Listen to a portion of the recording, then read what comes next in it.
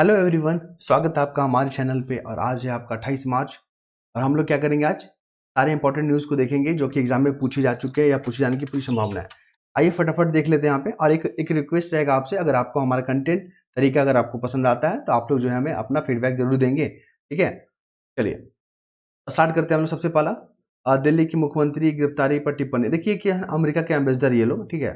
तो अभी जो दिल्ली में जो चल रहा है घटना, जो आप देख रहे हैं राजनीतिक घटना वहाँ पे हो रहा है कि वहाँ पे ईडी जो कार्रवाई कर रही है, मुख्यमंत्री वहाँ के जो मुख्यमंत्री हैं उन पे कार्रवाई कर रही है। तो दिल्ली जो अमेरिका के जो एम्बेसडर है ना, वो टिप्पणी कर रहे हैं कि ठीक है, उन्होंने कहा कि इस तरह की जो प्रक्रिया जो यहाँ पर देखा जा रहा है वो सही नहीं है। तो यहाँ पे हम विदेश मंत्रालय ने इनको बुलाया है ऑफिस में और इनसे जवाब तलब किया है। ये बताइए, हमारा आंतरिक मामला है, ठीक है, और ये हमारा सॉवरेनिटी है। आप मित्र देश हो कि आप इस तरह की टिप्पणी कर रहे हैं, सही बात है। तो इनका फटकार उटकार लगाया गया, समझ रहे हैं यहाँ पे। चलिए कुल मिलाकर यहाँ पर क्वेश्चन पूछेगा ये वाला। देखिए डीपीएसपी का पार्ट आपने देखा होगा, डीपीएसपी का आपने पार्ट देखा होगा, 51 आर्टिकल देखा है ना। उस पर अंतर्राष्ट्रीय संबंध के बारे में बात किया गया है, मध्यस्थता के बारे में बात किया गया है। तो आर्टिकल 51 याद रखिएगा, वहाँ पे अंतर्राष्ट्रीय संबंध को मजबूत करने के लिए जो देशों विदेशी जो देश जितने भी देश हैं उनके साथ संबंधों को मजबूत करने के लिए यहाँ पे प्रोविजन किया गया। डीपीएसपी आपको बता दें, डीपीएसपी जो है कोर्ट से जस्टिसेबल नहीं है, मतलब वो स्वतः जो है लागू नहीं होता है। जैसे फंडामेंटल राइट क्या है, वहाँ पे स्वतः लागू होता है फंडामेंटल राइट, लेकिन डीएसपी जो है ऐसा लागू नहीं होता है, ध्यान रखिएगा। और ये भाग 4 आपने देखा होगा, भाग 4 में जो है डीपीएसपी का उल्लेख है। अक्सर जो है स्टडी पीसीएस में बहुत क्वेश्चन पूछता है यहाँ से, ध्यान रखिएगा। फिलहाल यहाँ पे शराब घोटाले को लेकर जो पता ही आपको ईडी जो है इन पे पूछताछ कर रही है पूरा। तो कुल मिलाकर याद रखिएगा, यहाँ पे जो मुख्यमंत्री होते हैं दिल्ली के, उसको जो अपॉइंट कौन करते हैं, राष्ट्रपति करते हैं। अन्य राज्यों की अगर बात करें, ठीक है, नॉर्मल राज्यों की अगर हम लोग बात करें तो वहाँ पे जो है अपॉइंटमेंट कौन करते हैं, वहाँ अपॉइंटमेंट करते हैं राज्यपाल। लेकिन दिल्ली के केस में क्या हो जाता है, दिल्ली के केस में करेंगे यहाँ पे राष्ट्रपति, ठीक है, राष्ट्रपति याद रखेंगे। पहला आर्टिकल 69 भी मैंने जिक्र किया था, माफ कीजिएगा, कॉन्स्टिट्यूशन अमेंडमेंट एक्ट जो दिल्ली से जुड़ा हुआ है। आगे जब बढ़ेंगे तो यहाँ पर कुल मिलाकर सब दिल्ली पे ही दिया गया है।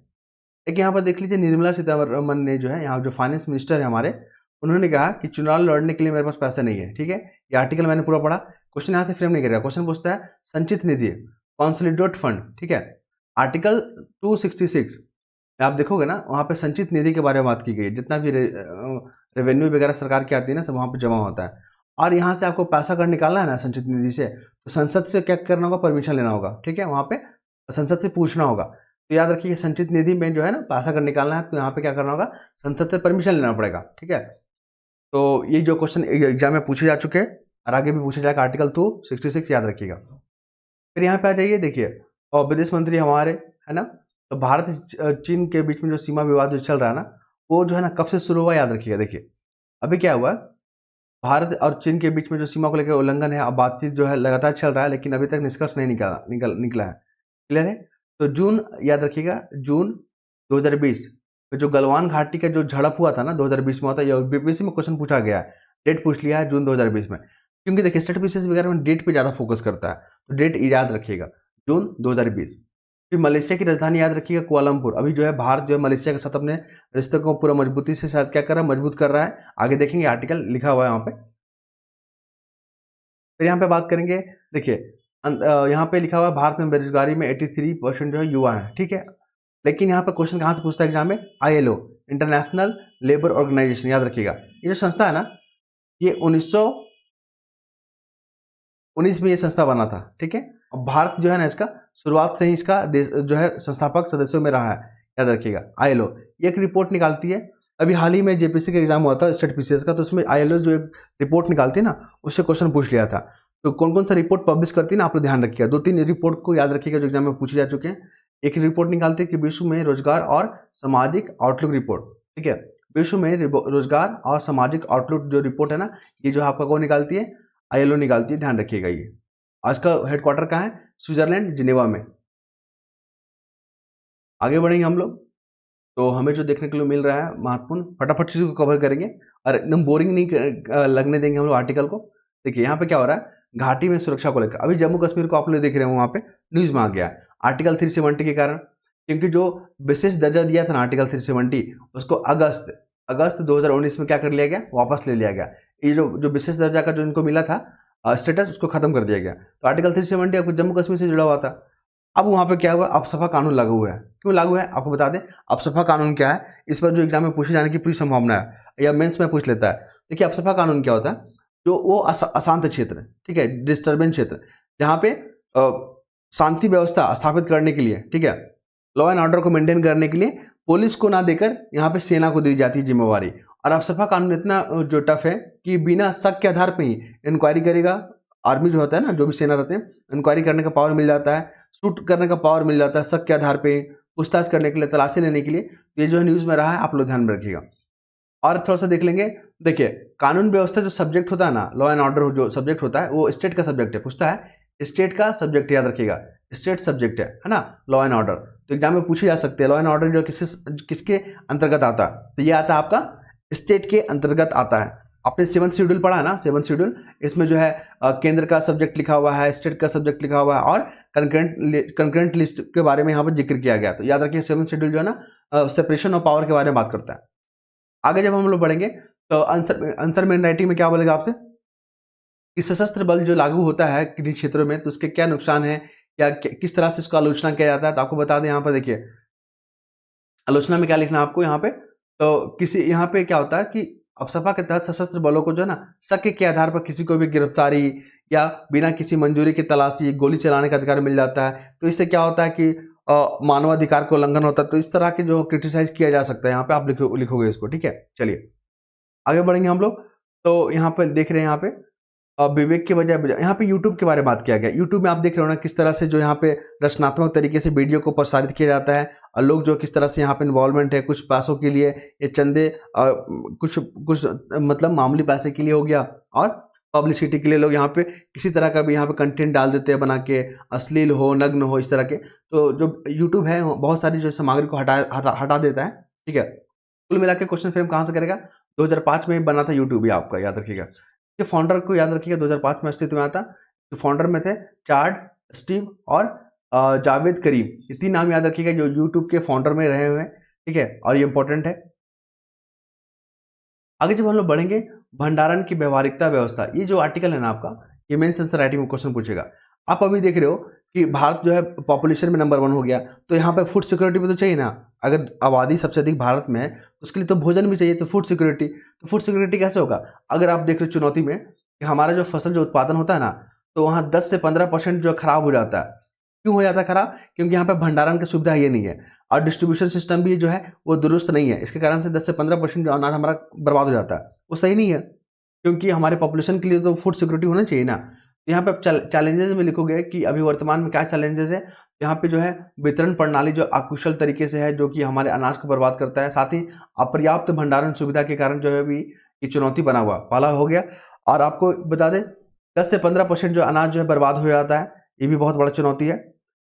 और यहाँ पे जो है बात की गई है, क्या चीज़ की बात की गई है, यहाँ पे अनाज भंडारण योजना, याद रखिएगा, अनाज भंडारण योजना पे बात किया गया है कि अनाज को कैसे हम जो है सुरक्षित रखें, भंडार करके रखें, ताकि इमरजेंसी के समय या जो है हमें जरूरत के समय उसका यूटिलाइज कर सके। तो कुल मिला के ये आर्टिकल इसी पे बेस्ड है, ठीक है। चलिए आगे बढ़ेंगे हम लोग।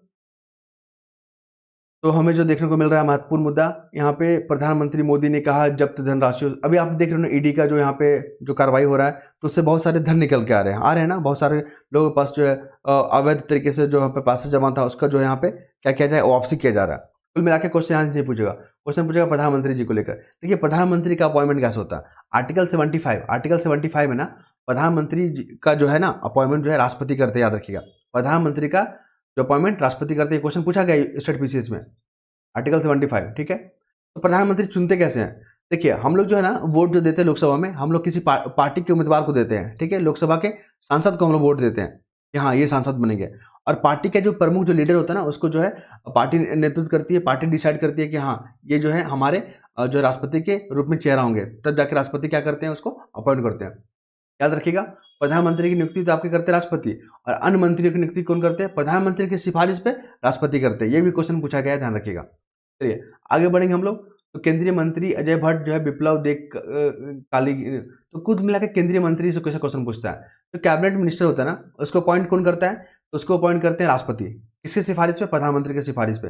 आपको बता दें कैबिनेट काउंसिल का आपने नाम सुना होगा, कैबिनेट जो है ना, कैबिनेट काउंसिल का नाम सुना होगा। इसके प्रमुख कौन होते हैं? उसके प्रमुख होते हैं प्रधानमंत्री। आर्टिकल 74 में जो है ना कैबिनेट काउंसिल के बारे में बात किया गया। कैबिनेट काउंसिल में मतलब क्या होता है, राष्ट्रपति को सारे पावर राष्ट्रपति में निहित होता है। सारे जितने भी पावर है ना, एग्जीक्यूटिव पावर हो, कॉन्स्टिट्यूशनल पावर हो, सारे जो राष्ट्रपति में निहित होता है। लेकिन आर्टिकल 74 क्या होता है, राष्ट्रपति अपने पावर का यूज जो है ना खुद करेंगे या तो अपने अधीनस्थ जो अधिकारी होते हैं उसके माध्यम से करेंगे। तो कैबिनेट काउंसिल जो है ना, ये वही माध्यम है, ये वही माध्यम है जो राष्ट्रपति के शक्तियों का यूज करता है। ध्यान रखिएगा, एग्जाम में क्वेश्चन यहाँ से बहुत बार पूछे जा चुके हैं। फिर हम लोग बात करेंगे यहाँ पे देश की युवा समझ चुका है भाजपा नहीं दे सकती रोजगार। ये आर्टिकल ठीक है, पूरा पढ़ने में मजा आ गया, लेकिन क्वेश्चन फ्रेम कहाँ से करेगा? आपका क्वेश्चन फ्रेम करेगा यहाँ पे अंतर्राष्ट्रीय labour organisation institute for human development, इसने एक रिपोर्ट जारी किया, द इंडियन एम्प्लॉयमेंट रिपोर्ट। पूछेगा the Indian employment report, the Indian employment, ठीक है, रिपोर्ट जो है कौन पब्लिश करता है? तो ILO और ह्यूमन डेवलपमेंट द्वारा जो जारी किया गया। एग्जाम में पूछे जा चुके हैं, ध्यान रखिएगा इसको। फिर हम लोग बात करेंगे, ये है RSS प्रमुख जो है मोहन भागवत, उन्होंने कुछ बात कही है, इंपॉर्टेंट है, देखिएगा, राष्ट्र के लिए बहुत महत्वपूर्ण है। RSS का स्थापना कब हुआ था? 1925, ये क्वेश्चन पूछा जा चुका है। RSS का जो है राष्ट्रीय स्वयंसेवक जो संघ है, इसका स्थापना कब हुआ? 1925 को। फाउंडर कौन थे? इनके फाउंडर है केशव हेडगेवार, ठीक है, केशव हेडगेवार जो इनके फाउंडर है। और इनके जो गुरु थे ना, पॉलिटिकल गुरु थे, वो थे बाल गंगाधर तिलक, याद रखिएगा। बाल गंगाधर तिलक जी को भी लेकर बहुत सारे क्वेश्चन पूछा गया है। इनके द्वारा बुक जो है गीता रहस्य हो गया, फिर मराठा हो गया, केसरी हो गया, ये सब जो है ना बुक इनके द्वारा लिखा गया है, बहुत बार एग्जाम में पूछा गया है। आप लोग को यकीन नहीं होता तो आप लोग जाकर प्रीवियस ईयर क्वेश्चन को देख लेंगे, बहुत सारे प्रश्न पूछे गए हैं। याद रखिएगा, जब सेकेंड जो वर्ल्ड वार हो रहा था ना, सेकेंड जो वर्ल्ड वार हो रहा था, है ना, तो उस वक्त जो ब्रिटेन का प्रधानमंत्री कौन था? विंस्टन चर्चिल, याद रखिए, ये भी क्वेश्चन जो है बहुत बार पूछा गया स्टेट पीसीएस में, ठीक है। और फिर हम लोग बात करेंगे, यहाँ पे इन्होंने बात किया है भौतिकवादी को लेकर। आपने देख रहा हो ना, जो भौतिकवादी क्या है कि बहुत लोग चकाचौंध दुनिया में रहना चाहते हैं, तो उससे जो परिवार के संबंध जो है खराब हो रहे हैं। फिर इसमें क्या अहंकार जैसे जो है मूल्य जो यहाँ पे स्थापित हो जा रहा है, जो कि सही नहीं है, ठीक है, हमारे सामाजिक जो परिवेश के लिए सही नहीं है। हमारा इंडियन कल्चर जो है सौहार्द पे रहा है, ठीक है, आध्यात्मिक पे रहा है, और बहुत सारे ऐसे मूल्य हैं जो जिसपे हमारा बेस्ड है। लेकिन इस तरह के भौतिकवादी जो हमारे विचार जो है ना, हमारे संबंधों को खराब कर रहे हैं, और बहुत सारे यहाँ पे आपको मानसिक से जुड़ा हुआ बीमारी भी आपको देखने को मिलेगा भौतिकवाद के कारण, ठीक है। तो इस तरह के यहाँ पे बातें की गई है, आप लोग यहाँ देख सकते हैं। चलिए आगे बढ़ेंगे। तो अभी थोड़ी देर पहले जिक्र किया था ना, 2020 में यहाँ बीपीएससी क्वेश्चन पूछा था, जो भारत और चीन के बीच में जो विवाद हुआ था, जून 2022 में गलवान घाटी में हुआ था झड़प, याद रखिएगा। ये क्वेश्चन जो है आपका बीपीएससी में खूब पूछता है, जून वाला, ठीक है, 2020 को जो हुआ था आपका, जून 2020 को, डेट याद रखिएगा, बहुत स्टेट पूछता है। फिर यहाँ पे बात करेंगे रूस यूक्रेन का जो युद्ध चल रहा है ना, तो यूक्रेन में जो भारतीय जो फंसे हुए थे उसको वापस लाने के लिए कौन सा ऑपरेशन चलाया गया था? ऑपरेशन गंगा। अभी स्टेट पीसीएस देखा होगा झारखंड वाला, उसमें पूछ लिया था ऑपरेशन कावेरी के बारे में, ऑपरेशन गंगा भी पूछा गया था वहाँ पे, ठीक है। तो बहुत सारे यहाँ पे क्या कर दिया गया था, देश दे दिया गया था, कौन कौन सा ऑपरेशन चलाया गया था, मैचिंग करने का फॉर्म दिया गया था, या इनमें से कौन सा गलत है कौन सा सही बारे में पूछा गया था। तो अगर सब ऑपरेशन याद रहेगा तब ये क्वेश्चन सॉल्व होने वाला था। तो ऑपरेशन कावेरी याद रखिएगा, ऑपरेशन गंगा याद रखिएगा, ऑपरेशन सुकून याद रखिएगा, ऑपरेशन अमानत याद रखिएगा। बहुत सारे ऑपरेशन जो है यहाँ पे दिए हुए रहते हैं, मैंने बार बार जिक्र किया है, ठीक है, याद रखिएगा इसको। फिर हम लोग बात करेंगे जो अभी गाजा पट्टी में इजराइल और हमास को लेकर जो यहाँ पर युद्ध चल रहा है, टू स्टेट थ्योरी के बारे में भी बहुत जिक्र किए हम लोग, याद रखिएगा, वो भी बहुत महत्वपूर्ण है, यही सब तो एग्जाम में क्वेश्चन पूछता है। फिर हम लोग बात करेंगे आगे मुद्दे पे चलते हैं हम लोग। तो हमें क्या देखने को मिलता है, मैंने यहाँ पे लिखा हुआ है, हाईलाइट किया हुआ है, देखिए अभी क्या हो रहा है कि वर्तमान लोकसभा चुनाव में ना 222 विधेयक पारित किए गए हैं। देखिए क्वेश्चन कैसे पूछा गया था, बीपीएससी में पूछा गया था और आपका यूपीपीसीएस में पूछा गया था। कोई भी बिल होता है ना, जिसको विधेयक बोलते हैं, विधेयक, वो कानून कब बनता है? कानून कहने का मतलब वो कब, अधिनियम कब बनता है? अधिनियम, इसको एक्ट बोलते हैं, अधिनियम, है ना। बिल से अधिनियम बनने का प्रोसेस क्या है? जब लोकसभा से पास कर गया, राज्यसभा से पास कर गया, तब अंतिम है राष्ट्रपति के पास जाता है और वो सिग्नेचर करते हैं, साइन करते हैं, तब जाके वो कानून बनता है, ठीक है। ये प्रोसेस याद रखिएगा, क्योंकि महिला को लेकर जो 106 जो कॉन्स्टिट्यूशन अमेंडमेंट एक्ट है ना, जो कि महिलाओं को लोकसभा में और विधानसभा में, देखिए राज्यसभा में नहीं, लोकसभा और विधानसभा में सिर्फ, राज्यसभा में हम लोग को वहाँ पे इनको क्या है, रिजर्वेशन नहीं है। लोकसभा में और विधानसभा में 33% का इनको रिजर्वेशन मिल चुका है। तो ये वाला क्वेश्चन पूछने की पूरी संभावना है, ठीक है। बिल से जो है अधिनियम कैसे बना। एक बात और बता दें आपको, एसोसिएशन फॉर डेमोक्रेटिक रिफॉर्म, ये बहुत न्यूज में आ रहा है, आपने देख रहा है इलेक्टोरल बॉन्ड के समय भी जो है न्यूज में था। तो एसोसिएशन फॉर डेमोक्रेटिक रिफॉर्म ये क्या है कि एनजीओ है, ठीक है, नॉन गवर्नमेंट ऑर्गेनाइजेशन है। ये कब अस्तित्व में आता है? 1999 में आया था। इसका हेडक्वार्टर कहाँ है? दिल्ली में है। ये तमाम फैक्ट को याद रखिए, वनडे एग्जाम में बहुत महत्वपूर्ण पूछ सकता है। फिर हम आपको बता दें, देखिए कोई भी लोकसभा में अगर बिल, ठीक है, लोकसभा में कोई बिल अगर लंबित है, ठीक है, और इलेक्शन होता है, फिर नई सरकार चुन के आती है, चाहे कोई भी सरकार हो चुन के आती है, तो ये बिल जो है ना खत्म हो जाता है। याद रखिएगा, ये बिल जो है ना खत्म हो जाता है। लेकिन राज्यसभा में कोई बिल लंबित हो और इलेक्शन बीच में आ गया, इलेक्शन होता है, ठीक है, और नई सरकार आती है, तो बिल लंबित नहीं होता है। याद रखिएगा, लोकसभा से जो भी बिल पास कर गया और राज्यसभा में चला गया, ठीक है, और लोकसभा में कोई बिल अगर जो लंबित है ना, तो यहाँ पे क्या हो जाएगा, या राज्यसभा में चला गया या तो आपका लोकसभा में लंबित है, तो ये सारे बिल जो क्या होते हैं, खत्म हो जाते हैं। ध्यान रखिएगा। चलिए आगे बढ़ेंगे हम लोग। ऐसा हमने क्यों डिस्कस किया? क्योंकि एग्जाम में क्वेश्चन पूछा गया है। अभी जो है आपका 6th शेड्यूल बहुत न्यूज में चल रहा है। आपको पता है ना, अभी जो लद्दाख में जो है एक अभी भूख हड़ताल किए हुए थे किस दिन से, सोनम वांगचुक करके नाम था उन्होंने कहा कि लद्दाख को या तो स्टेट बना दीजिए और इसको जो है 6th शेड्यूल में डाल दीजिए, ठीक है। लेकिन सरकार बोल रही है कि चलिए इसमें हम लोग मध्यस्थता करेंगे। कुल मिलाकर आ जाए यहाँ पे, शेयर बाजार में तेजी और सूचकांक 526 अंक ऊपर बढ़ा, ठीक है, अच्छा लगा। क्वेश्चन यहाँ से फ्रेम नहीं करता। क्वेश्चन पूछेगा आरबीआई का जो है ना मॉनेटरी पॉलिसी, बोलेगा मॉनेटरी पॉलिसी कौन रेगुलेट करता है, कौन किसके द्वारा बनाया जाता है? ये बनाता है आरबीआई। और फिजिकल पॉलिसी कौन बनाता है? राज्य, और ये बनाती है गवर्नमेंट। क्यों बनाती है? इन्फ्लेशन को कंट्रोल करने के लिए। याद रखिएगा, ठीक है। जीडीपी क्या होता है? याद रखिएगा, जीडीपी पूछता है ग्रॉस डोमेस्टिक प्रोडक्ट। ये क्या होता है? ये मान लिया अपना भारत है ना, जरा सा भारत, ये हो गया हमारा नॉर्थ ईस्ट, ये हो गया गुजरात और राजस्थान वाला इलाका, ये हमारा हो गया लद्दाख जम्मू कश्मीर वाला। तो जितने भी इसका टेरिटरी है, ठीक है, यहाँ मालदीव हो गया, यहाँ पे आपका अंडमान निकोबार हो गया, इसके टेरिटरी में जितने भी प्रोडक्शन हो रहे हैं ना गुड एंड सर्विसेज का, उसका जो है ना कुल मूल में अगर आप मार्केट वैल्यू से आप देखोगे, मार्केट वैल्यू पर कितना इसका वैल्यू हो रहा है, वही जीडीपी कहलाता है हमारा, ठीक है। इसमें नागरिक और गैर नागरिक दोनों शामिल होते हैं। फिर आ जाइए यहाँ पे रुपया को लेकर। देखिए रुपया हमारा गिरावट हो गया, कुछ गिर गया, कुछ पैसा गिर गया, तो इसका मतलब क्या होता है? जब रुपया जब गिरता है ना तो एक्सपोर्ट बढ़ता है। याद रखिएगा, एक्सपोर्ट क्या होता है? बढ़ता है। ये क्वेश्चन यूपीएससी में पूछता है इस तरह का, जब रुपया कमजोर होता है तो इससे भारतीय अर्थव्यवस्था को क्या फायदा होगा? तो यहाँ पे एक्सपोर्ट बढ़ जाएगा। डॉलर अभी कितना है? 83 रुपये। सबसे महंगा करेंसी कौन है? रियाद का, कुवैत का रियाल। याद रखिए, कुवैत का रियाल है। यूरो भी याद रखिएगा, यूरो जो है आपका लगभग जो है आपका यहाँ पे 90 रुपये के आसपास है। और यूरो कितना है? 90 रुपये के आसपास। पाउंड स्टर्लिंग कितना? 105 रुपये के आसपास। युवान कितना? 11 रुपये के आसपास है। तो ये सब जो है बीपीएससी में खूब क्वेश्चन पूछता है, मैचिंग के फॉर्म में, तो आप लोग को ध्यान रखना है यहाँ पे। चलिए आगे हम लोग बढ़ेंगे। तो यहाँ पे फिर आ गया न्यूज में, देखिए यहाँ पे अरविंद पनगड़िया जी, ये क्या है? 16वें वित्त आयोग के अध्यक्ष है। ये बीपीएससी में इस पर क्वेश्चन आ रहा है, ठीक है। 16वें जो वित्त आयोग है ना, उनका क्या है? ये अध्यक्ष है। और 15वें वित्त आयोग के अध्यक्ष कौन थे? एनके सिंह, है ना। तो 16वें वित्त आयोग के अध्यक्ष कौन होंगे? अरविंद पनगड़िया। और ये पहला उपाध्यक्ष भी है। नीति आयोग जो था ना, नीति आयोग अभी जो है हमारा नीति आयोग, उसके पहले उपाध्यक्ष भी रह चुके हैं अरविंद पनगड़िया जी। इन्होंने कहा कि जो हमारी अर्थव्यवस्था है ना, भारत का अर्थव्यवस्था वर्तमान 7% से जो है वृद्धि कर रहा है और इसको 9% पर लेके जाना है, बहुत जल्दी हो जाएगा, ठीक है। तो इनका नाम याद रखिएगा। आर्टिकल 280, ये जो है ना फाइनेंस कमीशन से डील करता है वित्तीय आयोग, और ये हमारा कॉन्स्टिट्यूशनल बॉडी है, ठीक है। इसका काम क्या होता है? सिफारिश करना। जो केंद्र के पास जो टैक्स वगैरह आता है ना, जो रेवेन्यू आता है ना, उसको राज्यों के बीच में कैसे बांटना है, उसको लिए जो है ये सिफारिश करते हैं ये संस्था। आगे जब हम लोग बढ़ेंगे तो हमें क्या देखने को मिल रहा है? देखिए बिहार में सीट को लेकर जो ना बहुत जो है यहाँ पे बंटवारा को लेकर यहाँ पे चल रहा है थोड़ा तनाव वगैरह, ठीक है। क्वेश्चन यहाँ से पूछेगा आरजेडी कब बना था और जेडीयू कब बना था, क्योंकि इसी तरह से क्वेश्चन फ्रेम कर रही है यूपीएससी। एक तरफ पार्टी का नाम लिख दे रही है, उसका एस्टेब्लिश ईयर लिख दे रही है, बोली मैचिंग करके दिखाइए। तो आरजेडी याद रखिएगा, ये बना था 1997 में बना था, और जेडीयू बना था 2003 में, ठीक है। और आपका ये जो पार्टी आप पार्टी जो है 2012 में बना हुआ था। पिछले बार क्वेश्चन पूछा गया है, आपने देखा होगा प्रीवियस ईयर क्वेश्चन में, पिछले वर्ष में पूछा गया था, 69th में भी पूछा गया, 68th में भी पूछा गया बीपीएससी एग्जाम में। फिर हम लोग बात करेंगे, ये देखिए यहाँ पे क्या हो रहा है कि बहुत उच्च दर्जे की हमारी तैयारियां हैं, सेना प्रमुख बता रहे हैं। देखिए पैंगोंग झील जो है ना, ये लद्दाख का, ये जो लद्दाख है ना, लद्दाख का पूर्वी वाला एरिया है ना, वहाँ पर लद्दाख में आपको पैंगोंग झील देखने को मिलेगा। और ये जो भारत और चाइना के बीच में विवादित एरिया है। फिर है गलवान घाटी, देखिए जून 2020 में जो झड़प हुआ था, ये भी डेट याद रखिएगा, बहुत महत्वपूर्ण है। अभी 30 सितंबर को एग्जाम होना है बिहार का, तो एग्जाम में पूछेगा। अभी यूपी पीसीएस भी होना है, ये भी याद रखिएगा, एग्जाम में क्वेश्चन आएंगे।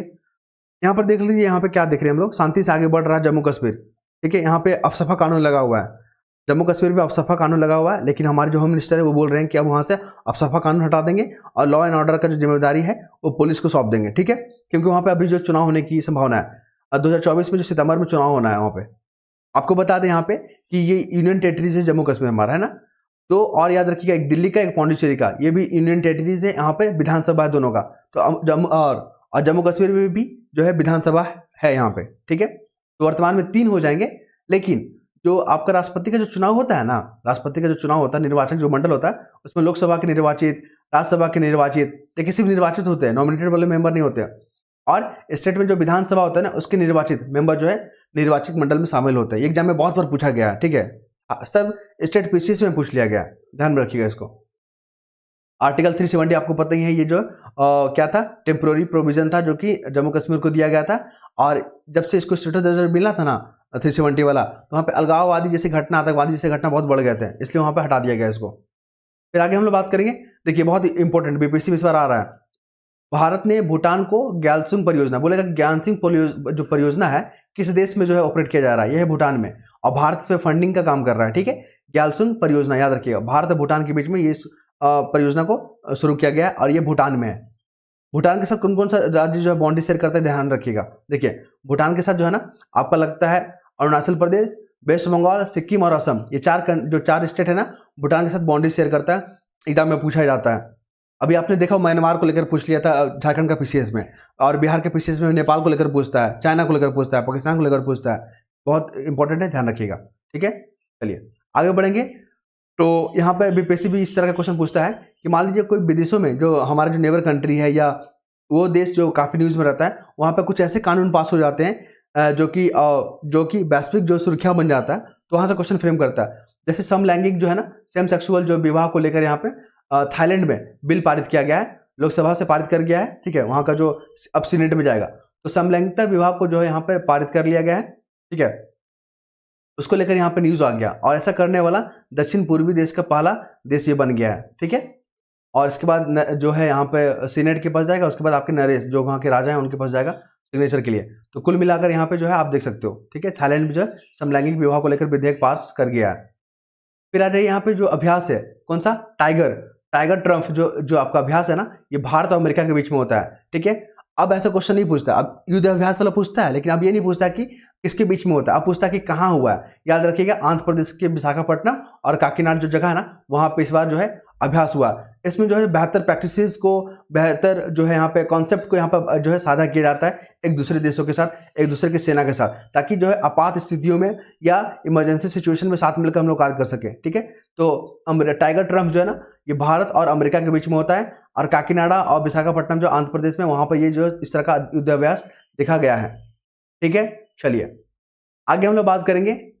देखिए अभी क्या हो रहा है, कुआलालंपुर जो है मलेशिया की राजधानी, याद रखिए मलेशिया की राजधानी कुआलालंपुर, और भारत जो है ना मलेशिया के साथ अपने रिश्तों को मजबूत करने के लिए यहाँ पे प्रयत्नशील है और रिश्तों को मजबूत भी कर रहा है। आईआईटी जो कैंपस है ना, आईआईटी कैंपस जो खोलने की बात की जा रही है, कहाँ पे, मलेशिया में, याद रखिएगा आईआईटी कैंपस। आपने देखा होगा कि अबू धाबी में और तंजानिया में जो आईआईटी परिसर जो है खोले जाने की बात कर चुके हैं, ठीक है हम लोग। अब वहाँ पे हमारा आईआईटी कैंपस बन रहा है, उस तरह मलेशिया में भी बन रहा है अब यहाँ पे, ठीक, ताकि शिक्षा के क्षेत्र में, एजुकेशन के क्षेत्र में हम लोग बेहतर काम कर सके।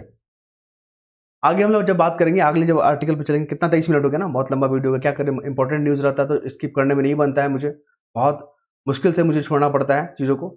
यहाँ पर देखिए, कानून की प्रासंगिकता सुनिश्चित करना अदालतों का कर्तव्य है। कुल मिलाकर देखिए, हमारा जो देश है ना, संविधान पे चलता है, हमारा देश जो है संविधान पे चलता है। ये यूपीएससी में क्वेश्चन पूछा गया। देखिए जैसे ब्रिटेन से हम लोग बहुत सारे प्रोविजन को लिए हैं, तो ब्रिटेन में क्या होता है, संसद वहाँ पे महत्वपूर्ण है, संसद जो कानून बना दी वही वैलिड रहेगा, ठीक है। संसद वहाँ पे संप्रभु है, लेकिन हमारे यहाँ संविधान है, ठीक है, संविधान के अनुसार चलता है हमारे पास, ये याद रखिएगा। साथ में आपको ये बता दें, न्यायिक समीक्षा जो है ना, ये जो पावर जो है कोर्ट को दिया गया है। कोई भी कानून जो है संविधान के अनुसार है या नहीं है, इसकी जो है वैलिडिटी या चेक कौन करता है, हमारे सुप्रीम कोर्ट करते हैं, याद रखिएगा। आगे बात करेंगे तो ऋतु रावत जो अवस्थी हैं, 22वें विधि आयोग के अध्यक्ष थे, वो अब जो है वो हो गए हैं क्या, लोकपाल के सदस्य हो गए, लोकपाल के सदस्य हो गए। अभी लोकपाल के हेड कौन है, अध्यक्ष कौन है, तो यहाँ पर देखिए नाम लिखा हुआ है AM खारनीवाला, ये इस पर आ रहा है स्टेट पीसीएस में, याद रखिएगा, ठीक है। लोकपाल को देख के रखिएगा इस पर, कौन सा अध्यक्ष है कौन सदस्य। तो जो खानविलकर जो है ना, ये अध्यक्ष हैं, और सदस्य में कौन हो गए आपके, पंकज कुमार हो गए, अजय तिर्की हो गए, और एक आपके कौन है, ऋतुराज अवस्थी, याद रखिएगा। आगे हम लोग बात करेंगे तो हमें जो देखने को मिल रहा है, आपत्तिजनक टिप्पणी को लेकर जो है निर्वाचन आयोग ने कांग्रेस नेता को जो यहाँ पे क्या किया है, नोटिस जारी किया। कुल मिलाकर जो निर्वाचन आयोग को लेकर क्वेश्चन पूछता है, आर्टिकल जो 324 है ना, 324 ये हमारा डील करता है निर्वाचन आयोग से। ये हमारा कॉन्स्टिट्यूशनल बॉडी है। और निर्वाचन आयोग का काम क्या होता है, राजनीतिक पार्टियों का स्टेटस देना, ठीक है, कौन नेशनल पार्टी है, कौन राज्य स्तरीय पार्टी है, और वहाँ पे मतदाता सूची जो है ना, मतदाता सूची को तैयार करना, फिर पार्टी को चुनाव चिन्ह देना, इन तमाम कार्य किसका है, निर्वाचन आयोग का, याद रखिएगा। ठीक है, चलिए आगे जब हम लोग बढ़ेंगे तो हमें देखने को क्या मिलता है, स्पोर्ट्स सेक्शन। और स्पोर्ट्स सेक्शन में मुझे कुछ खास नजर नहीं आ रहा है। देखिए घुड़सवारी जो कर रहे हैं ना, इनका नाम है अर्जुन सिंह नगारा, याद रखिएगा। कभी कभी पूछ लेता है कि अर्जुन सिंह नगारा जो किस खेल से जुड़े हुए हैं, तो ये घुड़सवारी करते हैं, याद रखिएगा। और मुझे कुछ इंपॉर्टेंट नजर नहीं आ रहा है जो कि एग्जाम के लिहाज से पूछे जा सकते हैं। आई होप आप चीज़ों को समझ पा रहे होंगे। हमने जो बताने का प्रयास किया सरल तरीकों से कि किस तरह एग्जाम में क्वेश्चन पूछे जाते हैं और किस तरह से नहीं पूछे जाते हैं, मैंने आपके साथ शेयर किया ताकि आपको पेपर पढ़ने में दिक्कत ना हो। और अगर आपको अच्छा लगता है ना तो प्लीज़ कमेंट जरूर कीजिएगा, अपना फीडबैक जरूर दीजिएगा, हमेशा दीजिएगा, ताकि हमें जो है मोटिवेशन मिलता रहे और हम जो है अपने कार्यों को और भी बेहतर तरीके से लागू कर सके। धन्यवाद।